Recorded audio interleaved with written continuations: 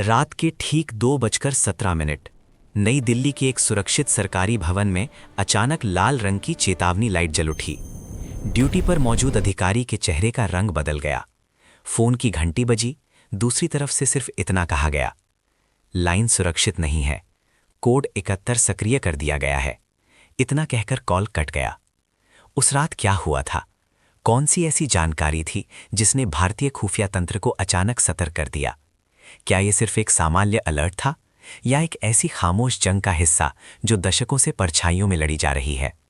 ये कहानी किसी फिल्म की पटकथा नहीं है।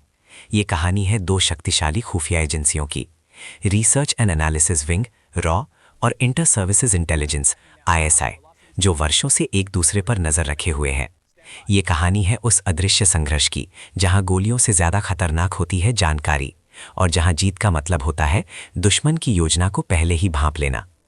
साल 1968। भारत ने 1962 और 1965 के युद्धों से बहुत कुछ सीखा था। उस समय यह महसूस किया गया कि देश को एक ऐसी बाहरी खुफिया एजेंसी की जरूरत है, सीमाओं के पार होने वाली गतिविधियों पर नजर रख सके। इसी सोच से जन्म हुआ रॉ का। इसका मुख्य उद्देश्य था विदेशी गतिविधियों की निगरानी, रणनीतिक सूचनाएं जुटाना और राष्ट्रीय सुरक्षा को मजबूत करना। दूसरी तरफ पाकिस्तान में ISI पहले से सक्रिय थी।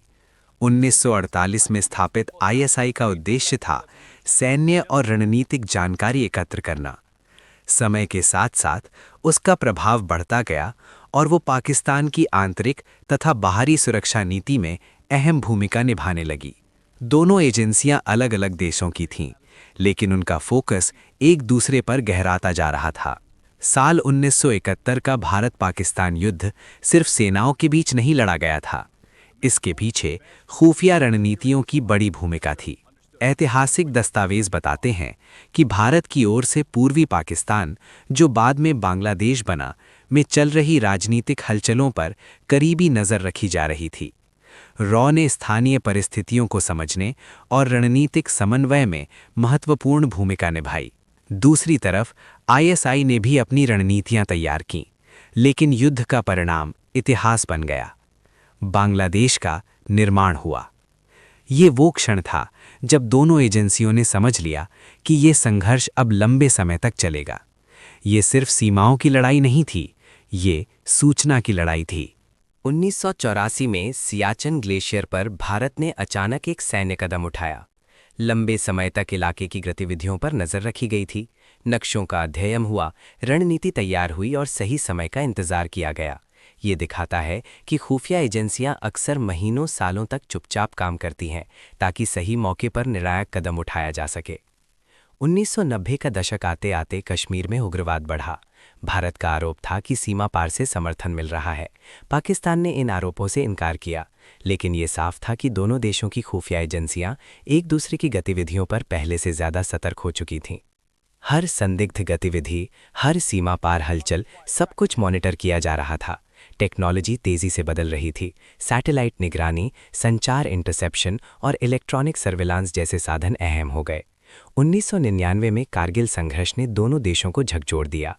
पहाड़ों की ऊंचाइयों पर छुपी गतिविधियों की जानकारी देर से सामने आई। इस घटना के बाद भारत ने अपनी खुफिया व्यवस्था को और मजबूत करने की दिशा में कदम उठाए। कारगिल ने ये सिखाया कि सूचना में छोटी सी चूक भी भारी पड़ सकती है। 21वीं सदी में ये संघर्ष एक नए रूप में सामने आया।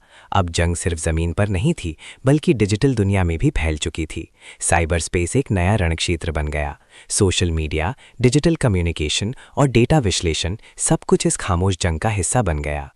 आज खुफिया एजेंसियां सिर्फ सीमा पार की गतिविधियों पर नहीं, बल्कि ऑनलाइन नेटवर्क्स और सूचना प्रवाह पर भी नजर रखती हैं। जानकारी अब सेकंडों में फैलती है और गलत जानकारी भी उतनी ही तेजी से फैल सकती है। अक्सर फिल्मों और सोशल मीडिया पर ऐसी कहानियां सामने आती हैं जिनमें दावा किया जाता है कि किसी एजेंसी ने दूसरे देश में जाकर कोई बड़ा ऑपरेशन अंजाम दिया, लेकिन वास्तविकता ये है कि अधिकतर खुफिया अभियानों की आधिकारिक पुष्टि कभी नहीं होती। जो भी तथ्य सार्वजनिक होते हैं वे आधिकारिक बयानों, ऐतिहासिक दस्तावेजों या बाद में सामने आए प्रमाणों से आते हैं। इसलिए खुफिया दुनिया में सच और रहस्य हमेशा साथ साथ चलते हैं।